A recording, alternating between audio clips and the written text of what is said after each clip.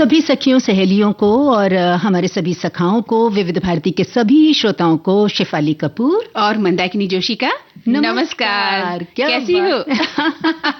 देखिए क्या बात है शेफाली, जब भी मिलती हो हर बार उतावली रहती हो मेरी हालत, वो कहते हैं कि क्या हाल है करने ये जानने के लिए। भाई देखिए ऐसा है ना कि जिससे दिल की बात हम कर सकते हैं, दिल से दिल मिल जाए, अपने व्यूज मिल जाए, जज्बात मिल जाए, तो उससे मिलने की बेताबी एक अलग ही होती है। तो हमारे श्रोता भी तो हमसे बेचैन रहते हैं मिलने के लिए। और हम भी कितने उतावले रहते हैं। 3 से 4 का जो वक्त है हमारे लिए, हमारी सखी और सखाओं के लिए, बिल्कुल बहुत ही इंतजार से भरा होता है। बिल्कुल। और इस दौरान को 3 बजे के पहले का जो वक्त होता है ना, हम लोग आपस में कितना डिस्कस करते हैं ना अपने श्रोताओं को लेकर, उनके कमेंट्स को लेकर, उनकी बातों को लेकर। हमारी निगाहें उनके संदेशों पर रहती है कि हमारे जो आज के विषय हैं उन पर हमारे श्रोताओं ने क्या कुछ लिखा है, वो क्या कुछ कहना चाहते हैं। जैसे आज बताइए उनकी मैसेज में क्या खास है? अरे आज तो इतना खास है कि पूछिए मत। जैसे कि हमारे वरिष्ठ उद्घोषक विविध भारती के श्याम जी आज सेवानिवृत्त हो रहे हैं, तो उन्होंने आज उनको शुभकामनाएं दी हैं। कितने सारे संदेश आए हैं जी श्याम जी के लिए, जहां हमारे श्रोता उनको शुभकामनाएं दे रहे हैं और उनके आगे का जो जीवन है उसके लिए ढेरों शुभकामनाएं और हार्दिक धन्यवाद भी दे रहे हैं। हर कार्यक्रम में, इसके पहले जो कार्यक्रम मैंने किया उसमें भी श्याम जी को लेकर बहुत सारे मैसेजेस आए और हमारे इस कार्यक्रम के लिए भी आ रहे हैं। क्योंकि देखिए ऐसा है ना, रिटायरमेंट एक ऐसी चीज होती है जो लास्ट डे होता है, उसमें हर इंसान भावुक हो जाता है। बिल्कुल होता है। और देखो ऐसा है शेफाली की जो रिटायरमेंट का दिन है वो व्यक्ति के जीवन का एक महत्वपूर्ण मोड़ होता है, खास दिन होता है, है ना।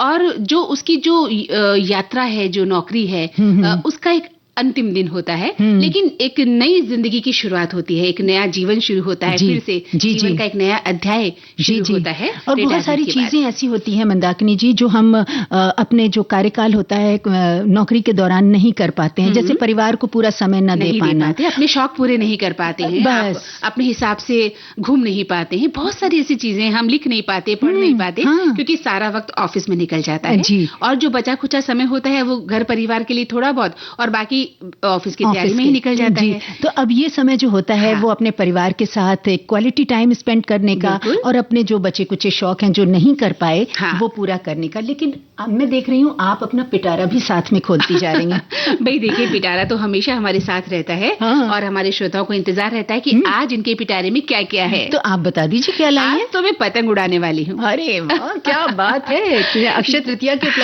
उपलक्ष्य में। और आप पतंग लेके आई हैं? पतंग तो मैं लेकर आई, लेकिन मुझसे कई लोगों ने कहा कि आओ पतंग उड़ाएं, लेकिन ना मुझे मांझे से बहुत डर लगता है। अरे क्या शेफाली, मांझे से डरती हूँ, लेकिन सादा मांझा इस्तेमाल करना है ना, हमें दूसरे मांझे इस्तेमाल नहीं करने जिनसे कि हाथ कटता है या निरीह पशु पक्षियों की मृत्यु तक हो जाती है, गर्दन कट जाती है। हमें वो मांझे का इस्तेमाल नहीं करना है। मैं तो उससे बहुत डरती थी। तो डरना नहीं चाहिए। वो मांझा हमें इस्तेमाल नहीं करना है, बल्कि सादा मांझा इस्तेमाल करना है, जिसे हम सद्दी भी बोलते हैं। हाँ, लटाई में करते हैं, तो वो लेके उड़ाएंगे भी पतंग, है ना। बिल्कुल उड़ाएंगे। तो आज हम अक्षय तृतीया पर बात करने वाले हैं। और जरा याद करो कुर्बानी में आज अमर शहीद बाबू गुलाब सिंह हमारे विषय रहेंगे खास। जी। और भी तो कुछ होगा आपके पिटारे में? बहुत कुछ है भाई, क्या बात है। आज देखिए बुजुर्गों के सानिध्य की जो स्नेहिल छाव है उस पर हम थोड़ी देर बैठेंगे। बिल्कुल, है ना। बड़ी अच्छी लगती है। जिंदगी की धूप कई बार इतनी मुश्किल हो जाती है, इतनी कठोर हो जाती है कि उस धूप में हम झुलस जाते हैं। और ऐसे समय में हमारे बुजुर्ग ही हमें अपने प्यार की छांव देते हैं, अपने आशीर्वाद की छांव में जब बैठाते हैं तो जीवन सफल हो जाता है। और वो बहुत जरूरी भी है। हाँ, वो अपने जीवन में बुजुर्गों का साया बहुत जरूरी है। और इसके अलावा देखिए खाने पीने की बात होगी। अचार, क्या बात है। अच्छा, अचार का जिक्र हो और हमारी सखियां रेसिपी ना लिख के भेजें, ऐसा हो नहीं सकता। बहरहाल हम लोग एक गाना सुनते हैं, इस दौरान मेरे ख्याल से सखियां अपने कमेंट्स भेजेंगी और मेरे ख्याल से रेसिपीज आनी शुरू हो जाएंगी। तो आप क्या सोचती है खाली सखियां अचार बनाती हैं? नहीं, सखा अचार नहीं बनाते? हाँ बिल्कुल बनाते हैं। तो हम अपने सभी सखा और सखियों का आमंत्रित करते हैं और कहते हैं कि वो अचार हमें बना के भेजें कि किस किस तरह का अचार वो इन दिनों बना रहे हैं और उसका स्वाद कैसा होता है। बस ये ध्यान रखें थोड़ा सा, मेरा गला खराब नहीं हो, ऐसी कोई चीज न डाले उसमें। हाय क्या बात है। और बड़ा झटपट वाला अचार बना देना तो बड़ा मजा आ जाए, जो फटाफट हमें खाने को भी मिल जाए। तो चलिए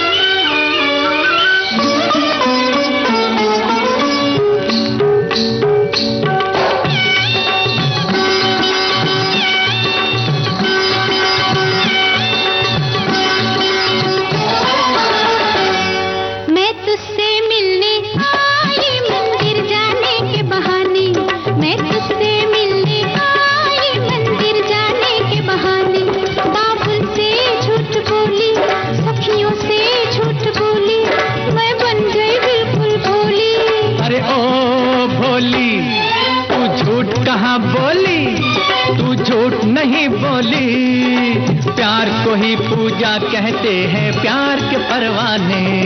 मैं तुझसे मिलने आई मंदिर जाने के बहाने, मैं तुझसे मिलने आई मंदिर जाने के बहाने।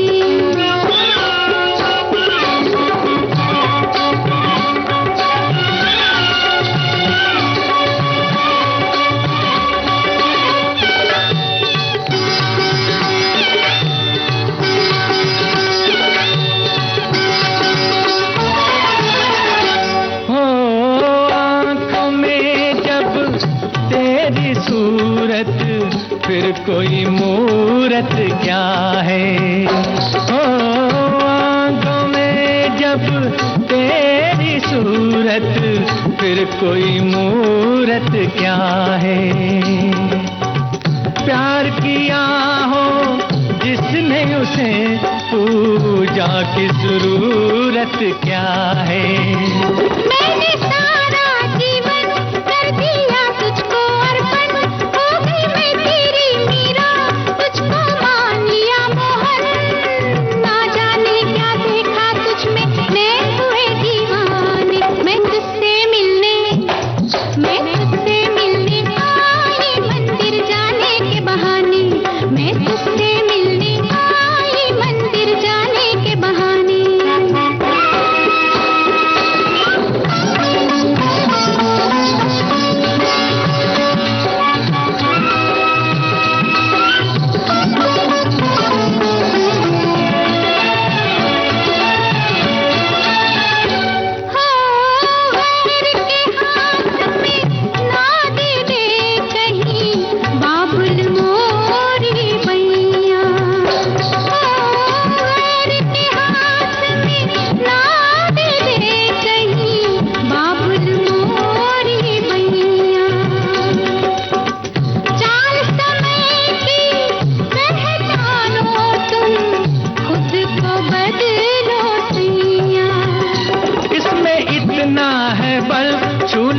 तेरा आंचल, तू हमारी होगी, अपना दावा है अटल।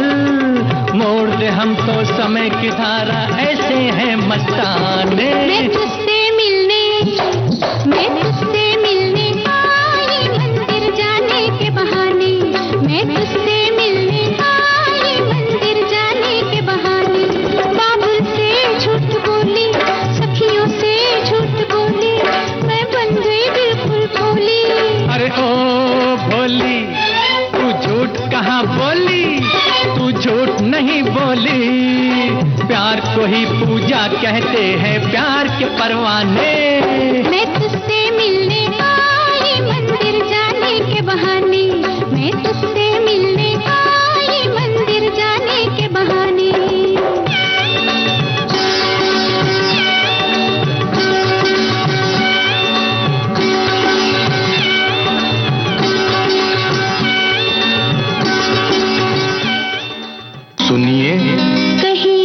सुनिए एक खुशखबरी, कहिए ना।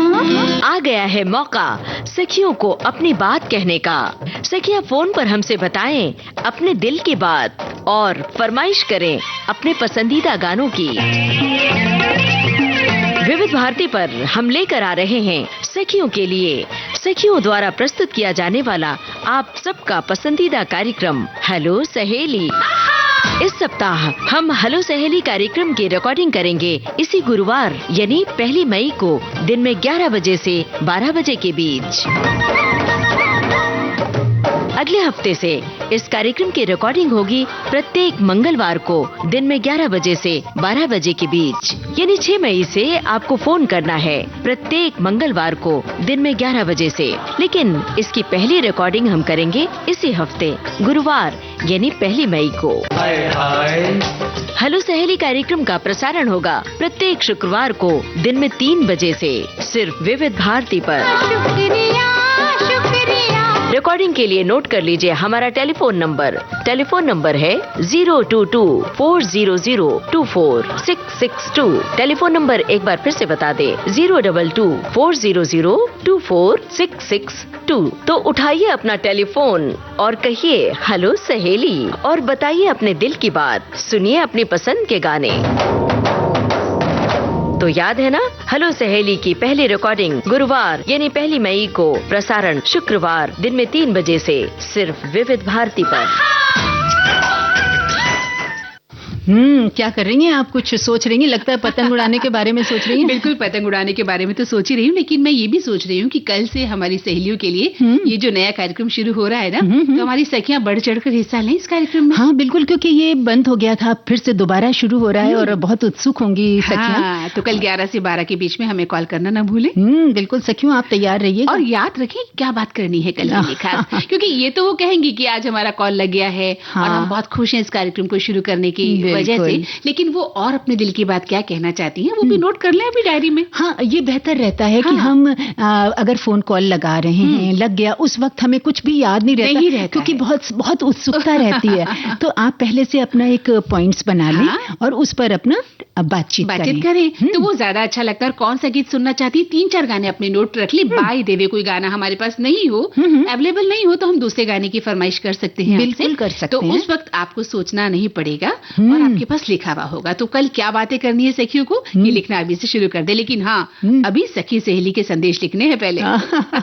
लेकिन सबसे पहले तो अक्षय तृतीया की ढेर सारी शुभकामनाएं बिल्कुल देते हैं। आज तो बहुत बड़ा दिन है और अब उत्सावे हैं। आज से विवाह उत्सव फिर से तैयार होने वाले हैं, शुरू होने वाले हैं। और अक्षय तृतीया की जो बात है, तो ये पर्व तो वैशाख माह में शुक्ल पक्ष की तृतीया के दौरान मनाया जाता है और पूरे देश में इसे अलग अलग तरीके से बहुत ही हर्ष और उल्लास के साथ मनाया जाता है। जी बिल्कुल, और इस अक्षय तृतीया को सुख समृद्धि और सौभाग्य लाने वाला दिन माना जाता है मंदाकिनी जी। और इस दिन जब तप दान पुण्य का जो होता है ना, वो अक्षय पुण्य फल प्राप्त होता है। हाँ, और इस दिन को भगवान परशुराम के जन्म, माँ गंगा के अवतरण और भगवान कृष्ण के बचपन के मित्र सुदामा से उनके मिलन की स्मृति में भी मनाया जाता है। और ये सारी घटनाएं इस दिन को विशेष और शुभ मानने के कारण बनती हैं। बिल्कुल, और ऐसी मान्यता भी है कि जैसे कि इस दिन जो कार्य, कोई भी शुभ कार्य या निवेश आप करते हैं तो वो हमेशा फलता फूलता है और इस दिन नए उद्यम की शुरुआत करने को बहुत उपयुक्त समय माना गया है। हाँ, बिल्कुल। और जैसे मांगलिक कार्य आज से शुरू हो गए हैं, अभूत सावे कहा जाता है। आज के दिन आपको किसी भी तरह की कोई चिंता करनी नहीं होती है। आज का दिन अभूत सावे के रूप में माना जाता है। बिल्कुल। और आज के दिन बहुत से लोग एक दिन का उपवास भी रखते हैं, भगवान कुबेर की पूजा करते हैं और ये दिन बहुत महत्वपूर्ण माना जाता है। एक बहुत ही महत्वपूर्ण परंपरा चली आ रही है हमारे देश में। बिल्कुल, और इस दिन कहते हैं कि पितरों के नाम से जो दान पुण्य के कार्य होते हैं वो मंगलकारी माने जाते हैं और साथ ही नए व्यापार की शुरुआत है और गृह प्रवेश के लिए जो होता है ना, वो आज का दिन सर्वोत्तम माना गया है। हाँ बिल्कुल, और आज के दिन तो आज का जो खास दिन है, सोना खरीदने की परंपरा भी खास मानी जाती है ना, क्योंकि सोने को धन और सुरक्षा का प्रतीक हमारे यहाँ माना जाता है। तो जो लोग खरीदारी करना चाहते हैं वो आज के दिन निश्चित रूप से करते ही हैं। और अपनी सामर्थ्य के हिसाब से, जैसे कभी कोई छोटा आभूषण ले लिया या कुछ भी ले लिया, आपकी सामर्थ्य के हिसाब से। और वैसे मंदाकिनी जी, ऐसा भी देखते हैं हम कि कुछ लोग सोने के बजाय चांदी में भी खरीदारी करते हैं और ऐसा भी मानते हैं कि जो लोग सोने चांदी की वो खरीदारी नहीं करना चाहते हैं वो मिट्टी के पात्र में निवेश करना पसंद करते हैं। जानती हैं क्यों? क्योंकि ऐसा माना जाता है कि मिट्टी के पात्र को मुख्य सामग्री के रूप में मिट्टी से बनाया जाता है ना? और जो धरती माँ का एक रूप है और वो धरती माँ के आशीर्वाद के तुल्य होता है, बराबर होता है। बिल्कुल सही कहा आपने। और मिट्टी की तो वैसे भी बहुत महत्ता है हमारे देश में। मिट्टी को जो है ना बहुत महान माना जाता है। मिट्टी का महत्व बहुत ज्यादा है। और तुलसी जी का पौधा आज के दिन हम खरीदते हैं, कपास खरीदते हैं, सेंधा नमक भी आज शुभ माना जाता है और माना जाता है कि ये सभी जो चीजें हैं वो घर की नकारात्मकता को दूर करती हैं। ऐसे ही हमारे साथियों ने भी कुछ कमेंट्स भेजे हैं इसके लिए। लिखते हैं कि अक्षय तृतीया का जो दिन है इसे आखा तीज भी कहा जाता है। और पौराणिक ग्रंथों के अनुसार इस दिन, जैसा कि अभी हम लोगों ने डिस्कस किया, कि जो भी शुभ कार्य किए जाते हैं उनका अक्षय फल मिलता है और इसीलिए इसे अक्षय तृतीया कहा जाता है। और वैसे तो सभी 12 महीनों की शुक्ल पक्षीय तृतीया शुभ होती है, लेकिन वैशाख माह की तिथि स्वयं सिद्ध मुहूर्तों में में मानी गई है। बिल्कुल। और आगे लिखा है इन्होंने कि आज के दिन स्नान दान का महत्व है। विष्णु भगवान को जो जौ का, सत्तू और मीठे पकवानों का भोग लगाते हैं और लोग सोने चांदी की खरीदारी करते हैं। इससे घर में सुख और समृद्धि आती है। मीठे खाद्य पदार्थ, ठंडे पेय, छाता, चप्पल का भी दान होता है और कहते हैं कि आज के दिन किया हुआ दान अक्षय होता है। बिल्कुल सही कहा। और वैसे भी कहते हैं कि दान तो आप किसी भी दिन करें शुभ ही होता है, लेकिन आज का दिन खास इसके लिए और माना गया है। वहीं हमारे एक श्रोता तो लिखते हैं कि प्रिय श्रोतागण, क्या आपको मालूम है कि अच्छा, सखी सहेली कार्यक्रम के बारे में लिखते हैं, हेलो सहेली के बारे में, कि सखी सहेली की छोटी बहन हेलो सहेली अब शुरू होने वाला है, तो क्या आप इसके स्वागत के लिए तैयार हो? भाई छोटी बहन बना दिया आपने हेलो सहेली को। हो सकता है वो बड़ी बहन बन के आ रही होती। हाँ, ये भी बात है। अब तो वो आएगी तब पता चलेगा कि वो छोटी बहन है या बड़ी बहन है। लेकिन स्वागत तो आपको करना ही है, कोई भी बहन आए, है ना? बिल्कुल, और वो दिल से स्वागत करेंगे हमारे श्रोता। हाँ। और अब हम स्वागत कर लें गाने का। बिल्कुल, और पतंग उड़ा लेते हैं। बिल्कुल।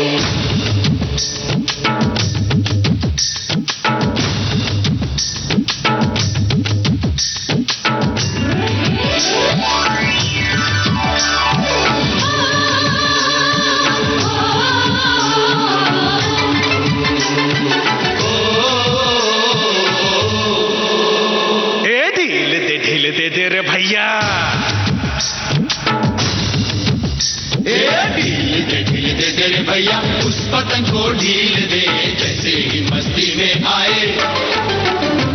अरे जैसे ही मस्ती में आए उस पतंग को खींच दे, ढील दे रे भैया। तेज तेज तेज है मांझा अपना, तेज है तेज तेज तेज है मांझा अपना, तेज है। उंगली कट सकती है बापू हो, उंगली कट सकती है बापू, तो पतंग क्या चीज है रे? ढील दे रे भैया, ढील दे रे भैया, उस पतंग को ढील दे, जैसे ही मस्ती में आए, जैसे ही मस्ती में आए उस पतंग को खींच दे, ढील दे रे भैया।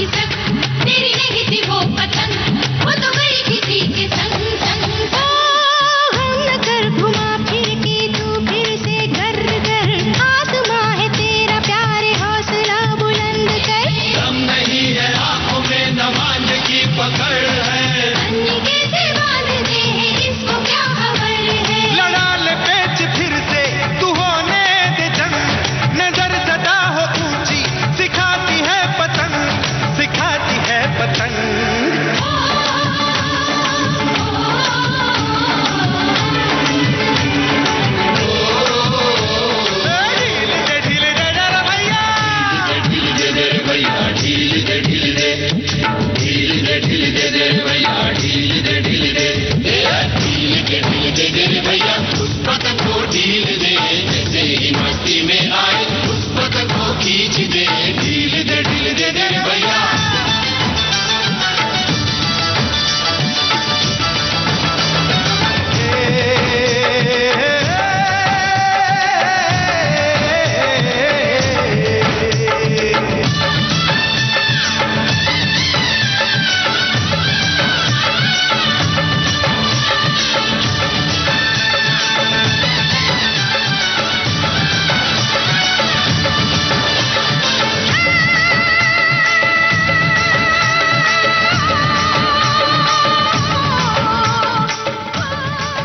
भाई मंदाकिनी जी, इस गाने को सुनकर तो सचमुच पतंग उड़ाने का जी करने लगा।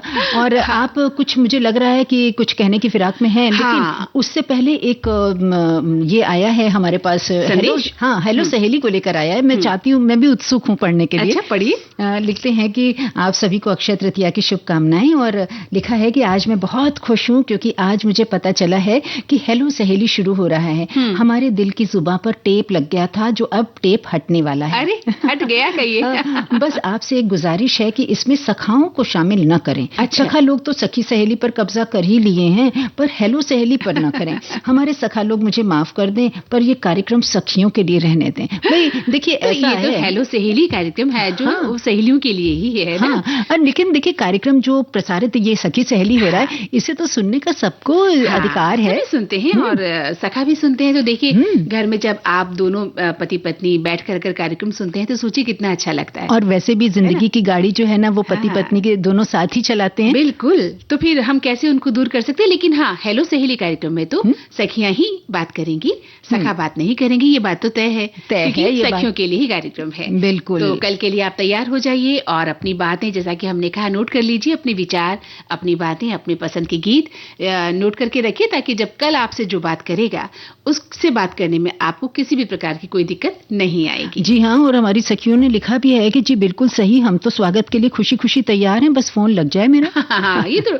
आपको प्रयास करना पड़ेगा और हताश नहीं होना है।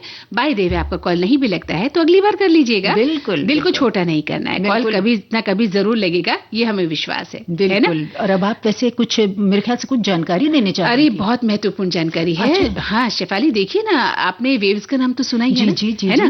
तो जो world audio visual entertainment summit है, उसके बारे में हम थोड़ा सा बात कर लेते हैं। जी बिल्कुल, है ना। देखिए, 1 मई से 4 मई 2025 जो चल रहा है मुंबई में जियो वर्ल्ड कन्वेंशन सेंटर में होने वाला ये वैश्विक शिखर सम्मेलन सिर्फ एक इवेंट नहीं है, वहाँ एक सम्मेलन होने वाला है जिसे हम सिर्फ एक इवेंट नहीं माने, बल्कि ये विश्व मंच पर भारत के रचनात्मक उदय की एक साहसिक घोषणा है। जी, है ना।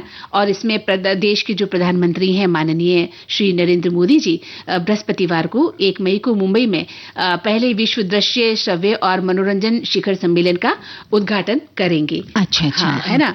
और ये जो एक अंतर्राष्ट्रीय सम्मेलन है, वेव्स जो है, जो मीडिया, मनोरंजन और टेक्नोलॉजी में इनोवेशन और आपसी सहयोग का जश्न मनाने के लिए शुरू हो रहा है। और इसका उद्देश्य है एनिमेशन, विजुअल इफेक्ट, गेमिंग और एक्सटेंडेड रियलिटी में भारत की बढ़ती वर्चस्व को और ज्यादा बढ़ाना और प्रतिभा को आगे बढ़ाने के लिए और एंटरप्रेन्योरशिप को बढ़ावा देने पर पूरा ध्यान केंद्रित करने का इसका खास उद्देश्य है। और ये जो 4 दिवसीय कार्यक्रम है, इसमें मीडिया और मनोरंजन उद्योग के संपूर्ण पहलुओं को एक साथ लाया जाएगा। हाँ। और एक बात और भी है कि इस भव्य आयोजन में आकाशवाणी की महानिदेशक आदरणीय डॉक्टर प्रज्ञा पालीवाल गौड़ अपनी आकाशवाणी की टीम के साथ मौजूद रहेंगी। सबसे खुशी की बात है। और माननीय प्रधानमंत्री जी उपस्थित रहेंगे। और सबसे बड़ी बात कि जो कल ये होने वाला है ना, उसमें सिल्वर स्क्रीन के जो दिग्गज सितारे हैं, अमिताभ बच्चन, हेमा मालिनी, रजनीकांत, शाहरुख खान, ये लोग भी कल उसमें शामिल होंगे। तो एक बहुत बड़ा इवेंट होने वाला है। और शिखर सम्मेलन में जो विषय है आधारित पूर्ण सत्र और चर्चाएं भी होंगी, जिनका उद्देश्य भारत और अन्य स्थानों पर दृश्य श्रव्य उद्योग के भविष्य को आकार देना होगा। और शिखर सम्मेलन में विषय आधारित पूर्ण सत्र और चर्चाएं भी होंगी, जिनका उद्देश्य होगा भारत और अन्य स्थानों पर दृश्य श्रव्य उद्योग के भविष्य को आकार देना। पहले 2 दिन सिनेमा, फिल्म निर्माण और विपणन पर ध्यान केंद्रित किया जाएगा, जबकि अगले 2 दिन व्यापारिक बैठकें होंगी, आम जनता की भागीदारी भी होगी इसमें, और दुनिया भर के मंत्री, मीडिया, नेता, नीति निर्माता सभी भाग लेंगे। और शिखर सम्मेलन में पहले घोषित 32 प्रतियोगिताओं के विजेताओं को वेव्स पुरस्कार भी मुंबई जियो वर्ल्ड सेंटर में दिए जाएंगे। तो एक बहुत ही भव्य आयोजन होगा, है ना? तो शुभकामनाएं भी दी। बिल्कुल, ढेरों शुभकामनाएं हम देते हैं इसके सफल आयोजन की।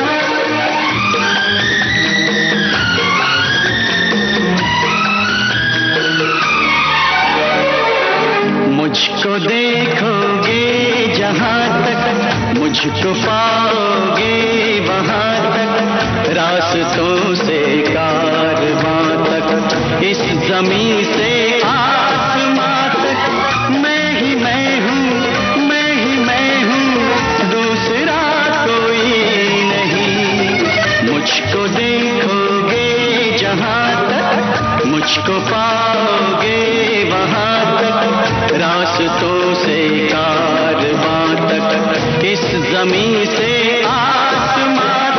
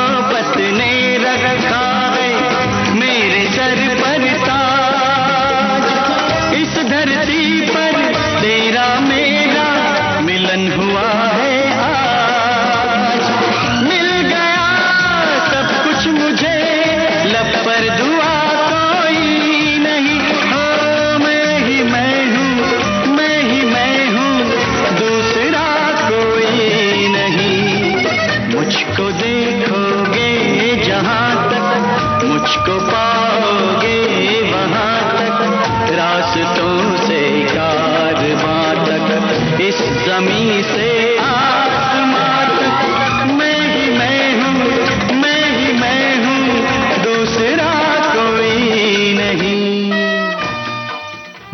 देखिए अब समय हो चला है कि हम एक छोटा सा अंतराल ले लें। बिल्कुल लेना पड़ेगा। बिल्कुल, और उसके बाद फिर कुछ बातों का सिलसिला और गीतों का सिलसिला रहेगा।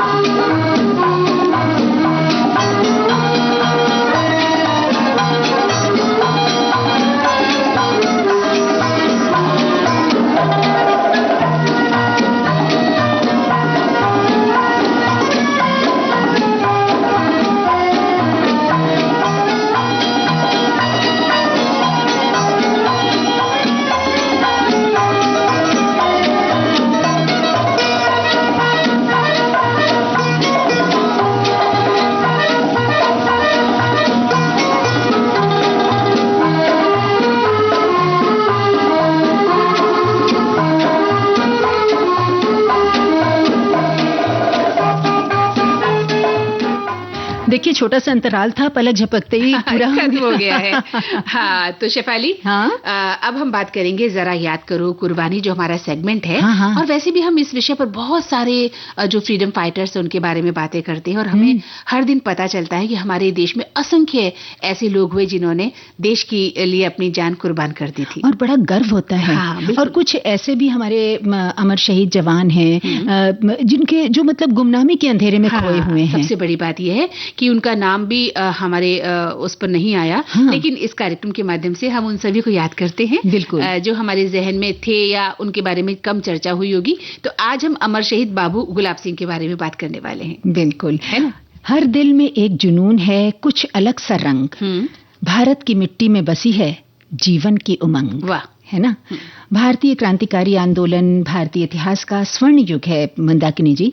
जिस प्रकार एक विशाल नदी अपने उद्गम स्थान से निकलकर अपने गंतव्य तक अबाध रूप से बहती जाती है और बीच बीच में आप देखते हैं ना उसमें अन्य छोटी छोटी धाराएं भी मिलती रहती हैं, उसी प्रकार भारतीय क्रांतिकारी आंदोलन में क्रांतिकारियों के प्रयास, उनके हौसले कभी न शिथिल हुए थे, न पस्त हुए थे, और आज भी वैसे ही जोश भरे हैं। बिल्कुल हैं, और हमेशा के लिए रहेंगे, हमेशा ऐसे ही रहेंगे, क्योंकि जो हमारे देश के जाबाज सैनिक हैं या जिन्होंने जो फ्रीडम फाइटर थे, उन्होंने कभी खुद को डाउन किया ही नहीं, है ना। उनके जो हौसला था वो बुलंद थे, हमेशा बुलंद रहे। और हमें भी वैसा ही बुलंद होना चाहिए अपने हौसलों के जरिए, ताकि हम देश के लिए कुछ सोच तो सकें। जी बिल्कुल, करना तो बहुत बड़ी बात है, लेकिन हम सोचना भी अगर नहीं चाहते हैं तो ये हम पर बहुत गलत है। हाँ, बहुत गलत है। जी जी जी। तो आज हम जिक्र कर रहे हैं अमर शहीद क्रांतिकारी बाबू गुलाब सिंह का, एक भारतीय स्वतंत्रता सेनानी जिनका जन्म उत्तर प्रदेश के इलाहाबाद यानी प्रयागराज जनपद के तरौल गांव के एक राजपूत परिवार में हुआ था, और अवध के तरौल रियासत के तालुकेदार यानी वो राजा थे बाबू गुलाब सिंह, जो नाना साहेब पेशवा और झांसी की रानी लक्ष्मीबाई के व्यक्तित्व से बहुत प्रभावित थे। और स्वतंत्रता आंदोलन के दौरान साल 1857 के युद्ध में तरौल के तालुकेदार महान क्रांतिकारी बाबू गुलाब सिंह ने अंग्रेजों के छक्के छुड़ा दिए थे। बिल्कुल। और अंग्रेजी सेना ने जब चितपालगढ़ से तारागढ़ पर चढ़ाई की थी, तो बाबू गुलाब सिंह ने कई हफ्तों तक अंग्रेजों से लोहा लिया। और ये बात वो भली भांति जानते थे कि अंग्रेजी सेना से लोहा लेना आसान नहीं है, लेकिन फिर भी भारत के सपूत ने अंतिम समय तक अंग्रेजी सेना का जमकर मुकाबला किया। बिल्कुल। और ये भी हमने ऐसा सुना है कि उन्हें उस किले के पास उन्होंने अंग्रेजी सेना को फटकने तक नहीं दिया। और देखिए बात उस दौर की है जब अंग्रेजी सैनिक इलाहाबाद यानी आज के प्रयागराज से लखनऊ क्रांतिकारियों के दमन की मंशा से जा रहे थे। तब बाबू गुलाब सिंह ने अपनी एक छोटी सी निजी सेना बनाई हुई थी, उसके साथ बकुलाही नदी पर घमासान युद्ध करके उन अंग्रेजी सेना में से बहुत सारे सैनिकों को मौत के घाट उतार दिया था, जिससे ऐसा भी माना जाता है कि बकुलाही नदी का जल जो था वो अंग्रेजी सैनिकों के खून से लाल हो गया था। हाँ, पानी लाल हो गया था। और बाबू गुलाब सिंह और उनकी निजी सेना के जो परम शौर्य के आगे मजबूर होकर अंग्रेजी सेना को वापस लौटना भी पड़ा था। हालांकि इस गदर में किले पर अंग्रेजी सैनिकों ने उनके अनेक सिपाही और उनकी महारानी को गोलियों से भून डाला था, और इसी मुठभेड़ में बाबू गुलाब सिंह भी गंभीर रूप से घायल हो गए थे, और 3 दिन बाद वो वीरगति को प्राप्त हो गए थे। बिल्कुल। और जन राजा के रूप में सम्मानित रहे हैं बाबू गुलाब सिंह ने। जब क्रांति का बिगुल फूंका था, ये उस मतलब शुरुआत की बात है जब उन्होंने क्रांतिकारी का बिगुल फूंका था, तो जनता जो थी वो उसमें शामिल होने को स्वयं ही आगे आने लगी थी। तो बाबू गुलाब सिंह का जनता पर बहुत प्रभाव था। ऐसे महान क्रांतिकारी बाबू गुलाब सिंह को शत शत नमन है। बिल्कुल। और आप कथाएं देखिए, इतिहास पढ़िए, हर ओर ये वीर छाए हुए हैं। बिल्कुल छाए हुए, और हमेशा हमारे दिलो जान से हम उनको नमन करेंगे, उनकी हौसलों को।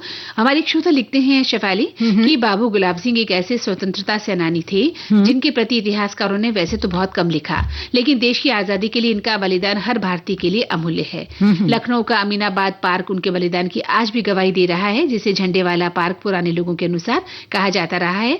और अपने इस तिरंगे झंडे को लेकर हर शहर हर गांव में अलग जगाई गई, जो अंग्रेजों की आंखों में चुभ रहा था। जिन जिन घरों पर ये झंडे लगे थे उनके घरों से लोगों को अंग्रेज सरकार ने जेलों में ठूस दिया था और डर से लोगों ने झंडों को उतार कर छिपा भी दिया था। लेकिन इस झंडे को फहराने को लेकर उन्नाव जिले के कई युवा आगे आए, जिनका नेतृत्व गुलाब सिंह कर रहे थे। तो सभी युवा भारत माता की जय, महात्मा गांधी की जय करते हुए लखनऊ के अमीनाबाद पार्क में एकत्रित हुए, जहां पर सिपाहियों ने इन्हें दौड़ा लिया और मारपीट कर भगा दिया था। लेकिन अपनी धुन के पक्के थे गुलाब सिंह और एक पेड़ पर वो चढ़ गए और तिरंगा उन्होंने फहरा ही दिया। तो अपनी बुलंद आवाज से भारत माता की जय बोलते हुए उन्होंने अंग्रेज अफसरों को उन्होंने देखा और उनके हाथ पैर फूल गए। जैसे ही उन्होंने देखा कि पेड़ पर चढ़कर झंडा फहरा रहे हैं, तो आखिर में अफसर के आदेश पर सिपाहियों ने राइफल ऊपर की और गोलियां दागनी शुरू कर दी थी। क्या बात है। देखिए ऐसे ऐसे वीर हैं जो गुमनामी के अंधेरों में तो हैं, लेकिन उनकी जो कथाएं अंदर से निकलती हैं तो हमें झिझोड़ कर रख देती है कि हैं। उन्होंने अंत तक अपनी जान पर खिलकर देश की रक्षा की है, क्योंकि वे झंडा फहराने का जो प्रण लेकर गांव से निकले थे उसको पूरा करके ही माने थे। रोंगटे खड़े कर देती हैं ऐसी घटनाएं और बहुत प्रेरित करती हैं। बहुत प्रेरित करती है और हम चाहते हैं कि आज की युवा इन लोगों से कम ये सबक लें, कोई शिक्षा लें कि किस तरह से हम अपने देश के प्रति तन मन धन से अपनी सेवाएं दे सकते हैं। जी।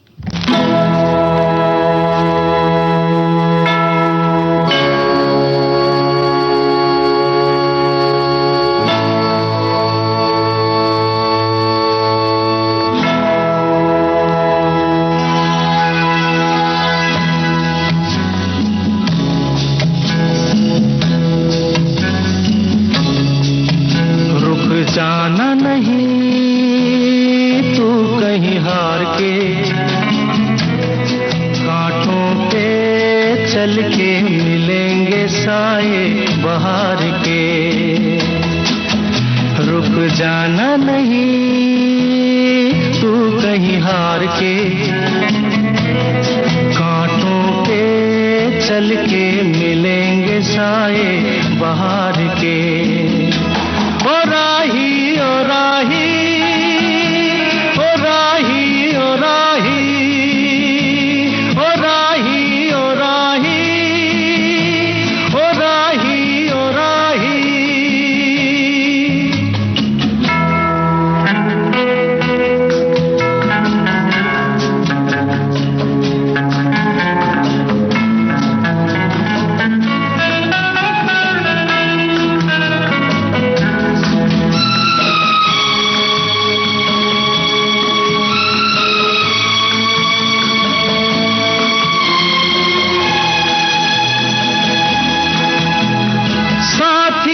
कारवां है ये तेरा इम्तिहान है, साथी न कारवां है ये तेरा इम्तिहान है। यूं ही चला चल दिल के सहारे, करती है मंजिल तुझको इशारे। कहीं कोई रोक नहीं ले तुझको पुकार के। ओ राही ओ राही ओ राही ओ राही। रुक जाना नहीं तू कहीं हार के, कांटों पे चल के मिलेंगे साए बहार के। ओ राही ओ राही ओ राही ओ राही ओ राही ओ राही ओ राही ओ राही।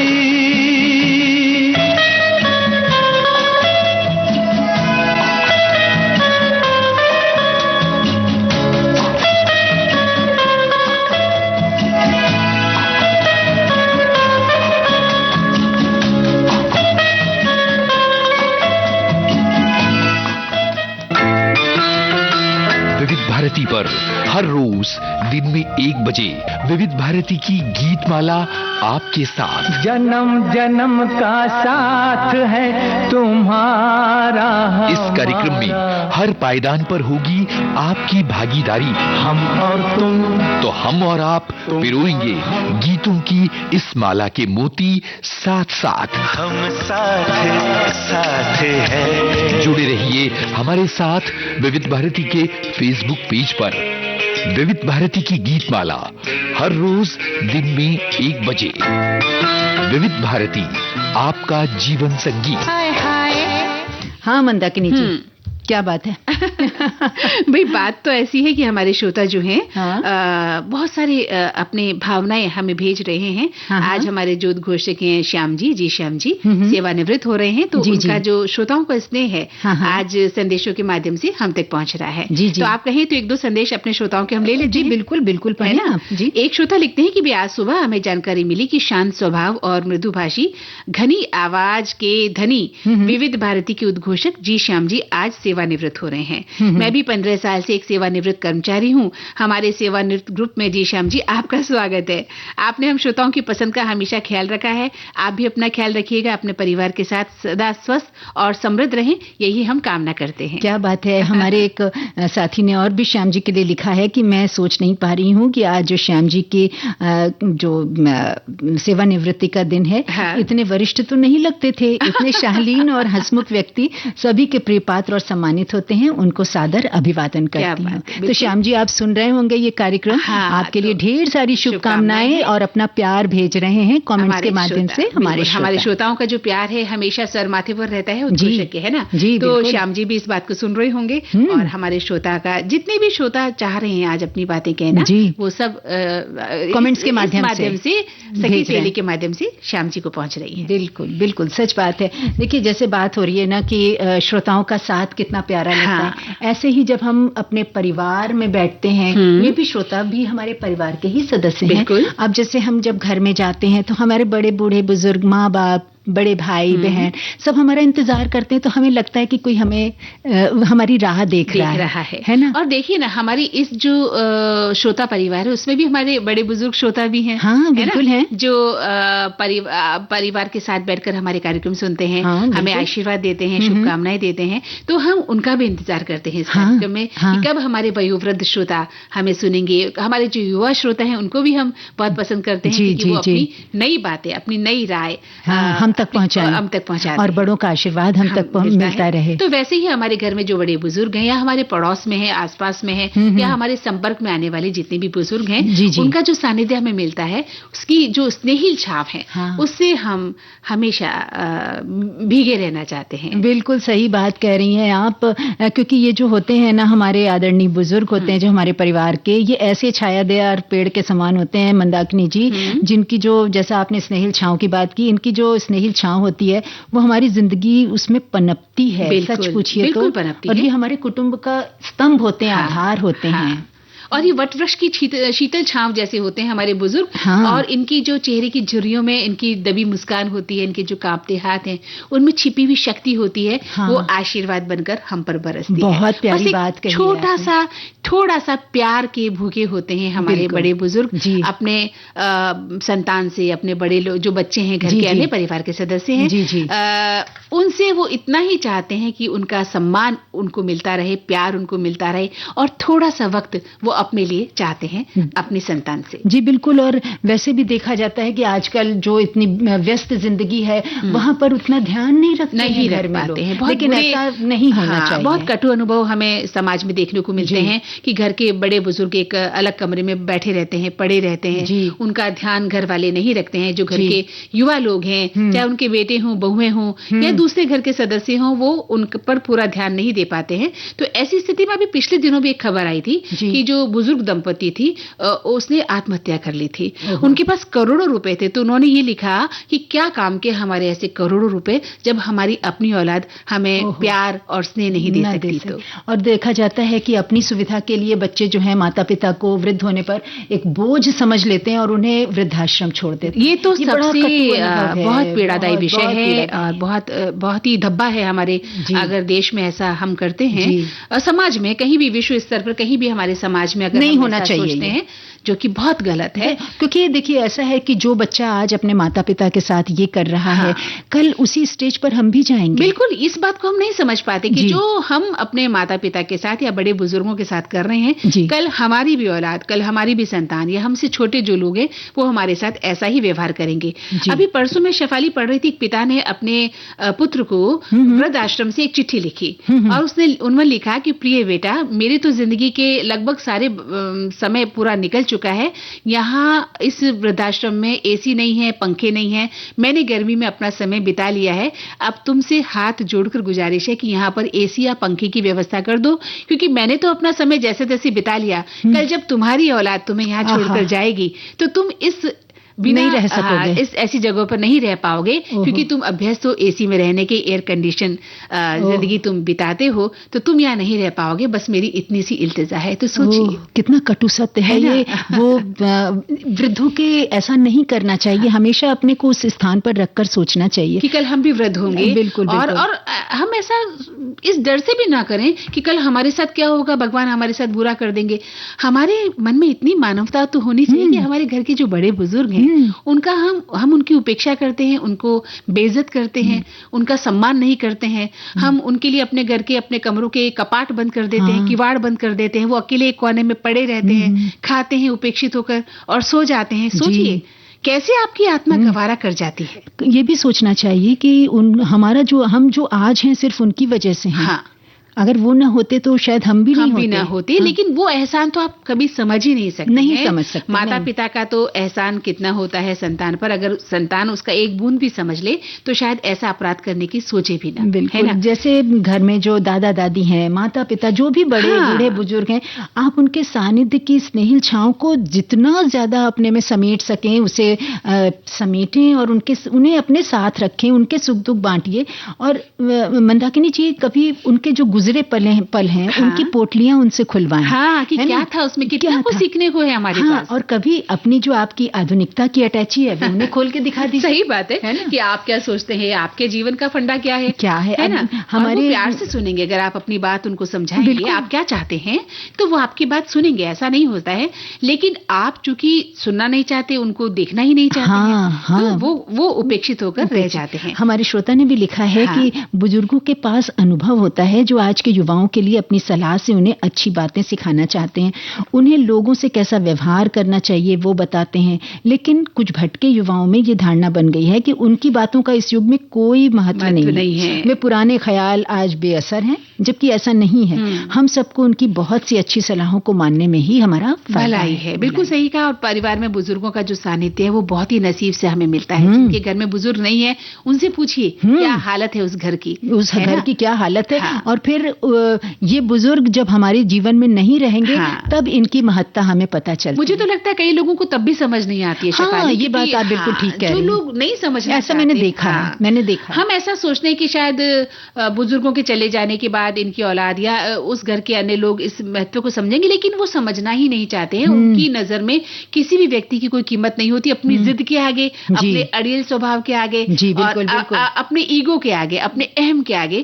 उनके जीवन में, उनके मन में किसी व्यक्ति के जीवन की कोई वैल्यू होती ही नहीं। लेकिन उनको इस बात का एहसास उस वक्त होता है जब यही सारी परिस्थितियां उन पर बीतती है। ये तब होता है, लेकिन तब तक बहुत देर हो चुकी होती है। और कहते हैं ना कि माता पिता का कर्ज तो हम लोग कभी उतार ही नहीं सकते हैं। ये हमारे घर की बुनियाद होते हैं, घर की रौनक होते हैं, उनसे हमारी पहचान बनती है और उनके एहसान को हम कभी नहीं भूल सकते। लेकिन याद रखना चाहिए कि जो आज हम उनके साथ कर रहे हैं, कल वक्त भी हमारे साथ वही कर सकता है। बिल्कुल। और हमारी जिंदगी में रंग देखिए न तभी भरते हैं जब बुजुर्गों का आशीर्वाद हमारे साथ होता है।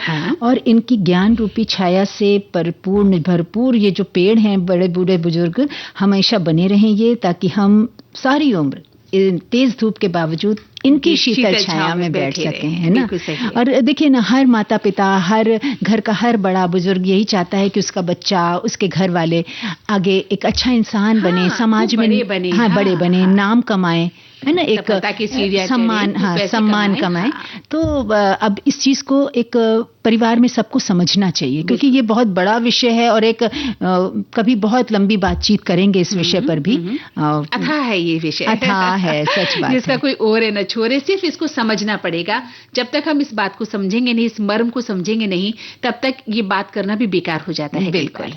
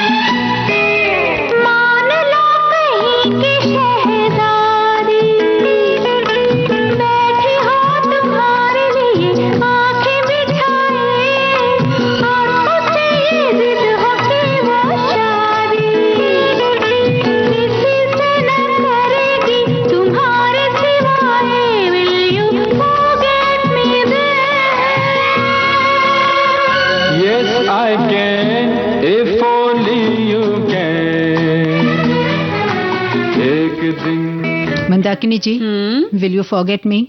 No. नेवर ना? नेवर, कभी नहीं, कभी नहीं। अच्छा देखिए, ये गाना सुन रहे थे, बड़ा ही स्वीट सा गाना था। इसी बीच हमारे पास एक कमेंट आया है श्याम जी को लेकर। भारत की गूंज प्रोग्राम जब भी चलता है, कुछ देर के लिए लोकल समाचार भी आते हैं, उसके बाद फिर से प्रोग्राम आगे बढ़ जाता है। प्रोग्राम खत्म होने के पहले, आज की बात है ये, जी श्याम जी ने याद न जाए बीते दिनों की फिल्म दिल एक मंदिर का गाना बजाया और अपनी सेवानिवृत्ति की बात कही। सचमुच एक बार अचानक सुनकर दिल धक से रह गया। मैं इस समय उनके सेवानिवृत्ति के बाद उनकी एक नई जिंदगी के सफर की शुरुआत के लिए शुभकामनाएं दे रही हूँ। हम सभी श्रोताओं को जी श्याम जी का प्रोग्राम प्रस्तुत करने का अंदाज बहुत पसंद है। वे अपने हर प्रोग्राम में कहते थे, अपनों का और अपनों का ख्याल रखिएगा। हमारी भी यही कामना है कि आप अपना ख्याल रखिएगा। हम श्रोता भी आपको हमेशा याद रखेंगे। और आज भी श्याम जी ने यही कहा था, आप अपनों का और अपनों का ख्याल रखिएगा। और मैंने भी जब श्याम जी कार्यक्रम करके बाहर निकले तो मैंने यही उनसे कहा कि श्याम सर, आज भावुक कर दिया, और सचमुच मेरी आंखों से पानी आ गया था। बिल्कुल आता है, क्योंकि जब कोई एक विनम्र व्यक्ति, वो खासतौर से जब वो प्रेजेंटर है, अपनी बात कह रहा है और श्रोता जिस तादाद में सुनते हैं और जिस हिसाब से उनके प्रशंसक होते हैं, उनका इस तरह से जाना, स्थानांतरित होकर कह लेते हैं, या उनके अब रिटायरमेंट का समय आ गया है, तो श्रोता भावुक होना स्वाभाविक भी है। हम लोग भी भावुक हैं, जिनके साथ हम काम करते रहे हैं और बहुत सारे खट्टे मीठे जो प्रसंग है, अनुभव है, हमारे साथ जुड़े हुए हैं। तो चलिए आज अब करेले का अचार बता देती हूँ। बिल्कुल बताइए, बिल्कुल बताइए। देखिए, करेले को हमारे श्रोता ने लिखा है कि अच्छी तरह से धो ले, इसे 2-2 भाग करके लंबे लंबे टुकड़ों में काट लें और थोड़ी देर के लिए धूप में सुखा दें। जब इसका पानी सूख जाए, तब इसमें आप अपने अंदाज से नमक और हल्दी मिला लें। एक शीशे के जार या मर्तबान में बंद करके धूप में रख दें। अगर आप आधा किलो करेले का अचार बना रही हैं, तो बड़े आम के टुकड़ों डाल दें और इसमें मिला दें और 2-3 दिन इन्हें धूप में रहने दें। नमक थोड़ा पानी छोड़ेगा और 2-3 दिन में करेले थोड़े गल जाएंगे। अब इसका मसाला तैयार कर लें। जितने करेले उसी हिसाब से आप पीली सरसों, काली काली सरसों, लाल मिर्च, थोड़ा धनिया, मेथी दाना, मोटी सौंफ, अजवाइन, कलौंजी सब डाल लें। साबुत धनिया, लाल मिर्ची, मेथी, सौंफ इन सभी को सूखे तवे पर रोस्ट भी कर लें। जब बर्तन गर्म हो उस समय सरसों का तेल डाल दें और सरसों को रोस्ट नहीं करना है। हाँ, सरसों के दाने डाल दें, सरसों को रोस्ट नहीं करना है, बस इसकी नमी खत्म करने के लिए। अब इन सभी मसालों को थोड़ा दरदरा पीस लें। जार में रखे हुए करेले को किसी बर्तन में निकाल कर उसका पानी हटा लें। सरसों का तेल गर्म करके ठंडा कर लें। मसाले में तेल मिलाकर, नमक, हल्दी मिलाकर इन मसालों को तैयार कर लें। साबुत अजवाइन और कलौंजी भी डाल दें। करेले, आम के टुकड़ों को मिलाकर उन्हें फिर से इस जार में रख दें और ठंडा होने के लिए रख दें। 3-4 दिन जब आप धूप में रखेंगे तो ये गल जाएंगे। क्या बात है ना, क्या बात है। अब एक कार्यक्रम अचार को लेकर और हम लोगों को डिस्कशन करना पड़ेगा। हाँ, लेकिन यहाँ पर एक गाना है जो बजने के लिए तैयार है, तो गाना सुनते हैं। अरे अरे ए ए ए ए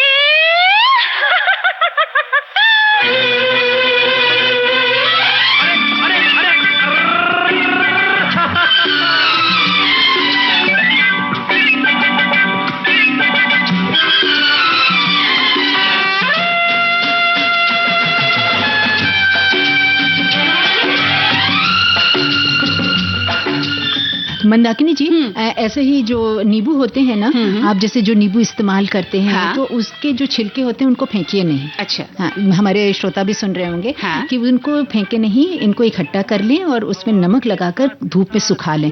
बस आप देखिए कुछ दिनों में वो बड़ा बढ़िया सा अचार बन जाएगा। और आप चाहें तो उसमें हल्की सी चीनी डाल दें। अच्छा। अगर मन नहीं है तो ना डालें। हाँ। आप देखिएगा केवल नमक से ही वो जब धूप में सूख जाएगा ना, हाँ? तो बड़ा चटपटा लगेगा। क्या बात। यूं ही दिन रात चल तू, संभल मेरे साथ चल तू, ले हाथों में हाथ चल तू, साथी चल, तू मुझे लेके साथ चल तू, यूं ही दिन रात चल तू, संभल मेरे साथ चल तू, ले हाथों में हाथ चल तू, साथी चल।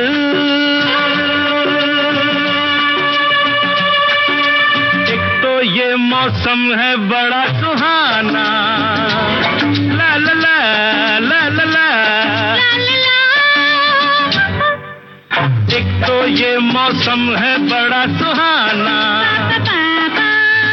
पे अपना दिल भी है दीवाना, पर्वत से आके ना टकरा जाना, तू बन के बादल और साथी चल, मुझे लेके साथ चल तू, यूं ही दिन रात चल तू, संभल मेरे साथ चल तू, ले हाथों में हाथ चल तू, वो साथी चल।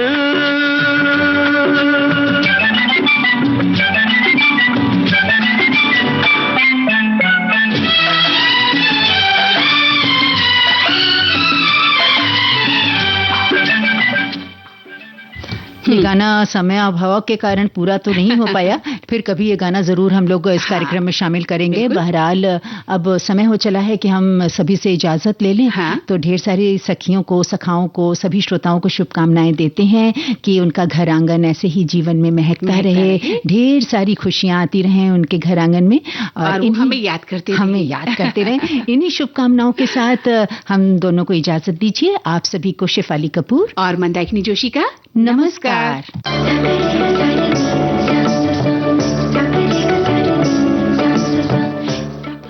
सखी सहेली कार्यक्रम की प्रस्तुतकर्ता अनुश्री पाठक। सखी सहेली।